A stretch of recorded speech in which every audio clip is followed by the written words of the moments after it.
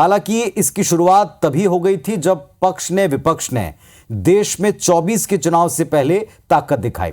बेंगलुरु में विपक्षी दलों की एकजुटता वाली बैठक और इसके बाद फिर दिल्ली में हुई सत्ता पक्ष की बैठक। दोनों तरफ से बड़े बड़े सवाल उठे, लेकिन विपक्ष की एकता पर सवाल उठाए गए ये कहकर कि नीतीश कुमार और लालू यादव दूसरी साझा प्रेस कॉन्फ्रेंस से ही गायब हैं। देखिए दिन भर क्या हुआ।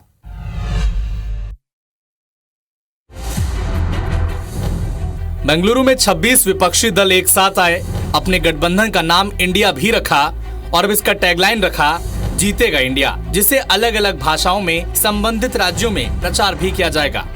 लेकिन अब खबर आ रही है कि जो नीतीश कुमार हर राज्य में जाकर नेताओं से मिले, उन्हें एक साथ लाने के लिए पूरे भारत की यात्रा की और पटना में 23 जून को 17 दलों को एकजुट किया, वो नीतीश कुमार अब नाराज हैं। नीतीश कुमार की नाराजगी की वजह गठबंधन का नाम इंडिया है, क्योंकि इंडिया में एनडीए के लेटर्स आते हैं। हालांकि विपक्षी दलों की मीटिंग के दौरान कई नेताओं ने महसूस किया था कि गठबंधन के नाम में भारत भी होना चाहिए।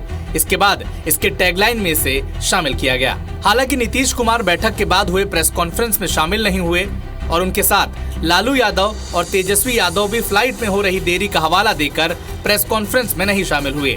लेकिन ये तीनों नेता तो प्राइवेट चार्टर प्लेन से बेंगलुरु आए थे, तो फ्लाइट में देरी वाली दलील किसी को हजम नहीं हुई। खबरें ये भी हैं कि विपक्षी एकजुटता की पहल नीतीश कुमार ने की थी। उन्होंने ही सभी दलों को एकजुट किया, लेकिन बेंगलुरु में जिस तरह से कांग्रेस ने इस बैठक में लीड बनाने की कोशिश की, उससे नीतीश कुमार नाराज हैं। इधर नीतीश कुमार ने नाराजगी की खबरों का खंडन किया और कहा कि उनकी सभी मांगे सुनी गई हैं।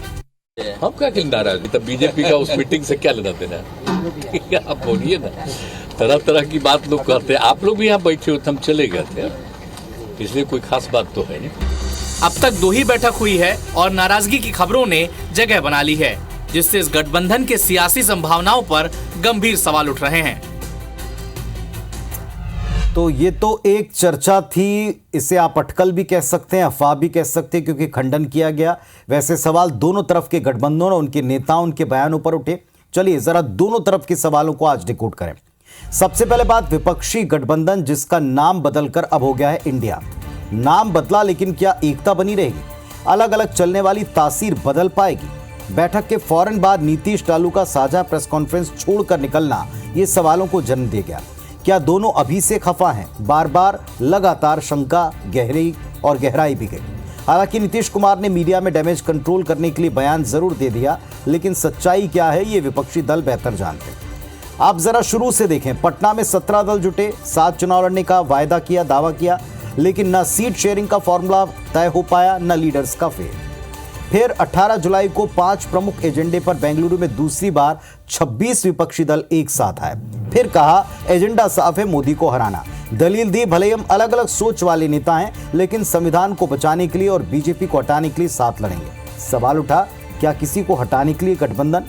लेकिन मोदी के सामने एक फेस कौन होगा ये दूसरी मीटिंग में भी तय नहीं हुआ। क्या फॉर्मूला होगा ये भी तय नहीं हो पाया। लीड कौन करेगा फिक्स नहीं हो पाया। बस इतना तय हो गया कि 11 संयोजक बनेंगे और अगली बार मुंबई में मीटिंग करेंगे। कुल जमा सारिये के 23 जून से 18 जुलाई 25 दिन में विपक्षी गठबंधन किसी ठोस रणनीति को फिक्स नहीं कर पाया, तय नहीं कर पाया। अब दूसरा गंभीर सवाल दूसरे पक्ष का।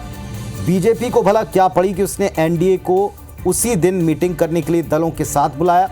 38 दल एक साथ जुटाए और तो और उनमें से कईयों के पास फिलहाल लोकसभा में एक भी सीट नहीं। फिर उनको साथ लाने की, खड़ा करने की क्या जरूरत? क्या विपक्षी एकता से डर गए? ये सवाल उठता रहा। अब जरा इसके पीछे के तर्कों को डिकोड करें। 2014 और 19 में लोकसभा चुनाव में बीजेपी बम्पर जीती, लेकिन इसके बाद आक्रामक अंदाज में उत्तर में पंजाब, पूर्व में बंगाल और दक्षिण में कर्नाटक जैसे चुनाव लड़े। लेकिन कई राज्यों में सहयोगी दलों पर जो पैतरे आजमाए, उसके बावजूद ना तो बड़ी जीत मिल पाई, ना पक्का साथ। उल्टे 4 साल में 3 बड़े सहयोगी दल साथ छोड़ गए। पंजाब में अकाली दल, बिहार में जेडीयू और महाराष्ट्र में जो अविभक्त शिवसेना थी वो।